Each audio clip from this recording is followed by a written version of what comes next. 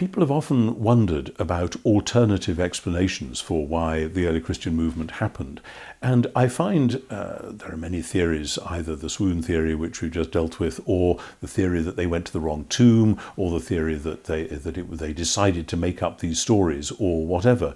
And all of these simply fail the test of ancient history. That if you study those Jewish movements, and I would urge anyone watching this who's interested to read Josephus, who was the great Jewish historian who was a younger contemporary of St. Paul, and who spent his retirement in Rome writing up the story of the Jewish people in great detail, particularly the events of the first century. And you see in Josephus these revolutionary movements come and go, and you see Simeon ben Kozibar in the generation after Josephus, if you read on in the Jewish history. But you see also the leaders and the would-be messiahs of the era of the Jewish war from 66 to 70, when the Romans came into Palestine to crush the Jewish rebellion and did it very successfully.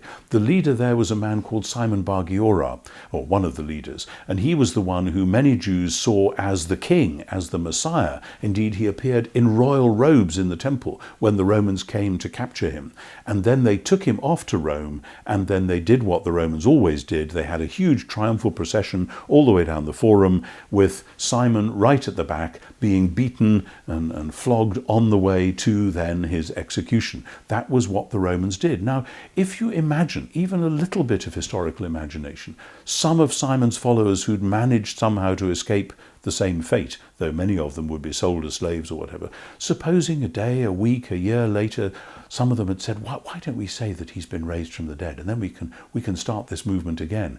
And actually, if you know anything about first century Judaism, that's just not what they would have said. Some might have said, his cause continues. Some might have said, God has put him in a place of honor and he will be raised from the dead. They wouldn't say he has been raised from the dead, because they knew that was absurd. The early Christians would have known that was absurd.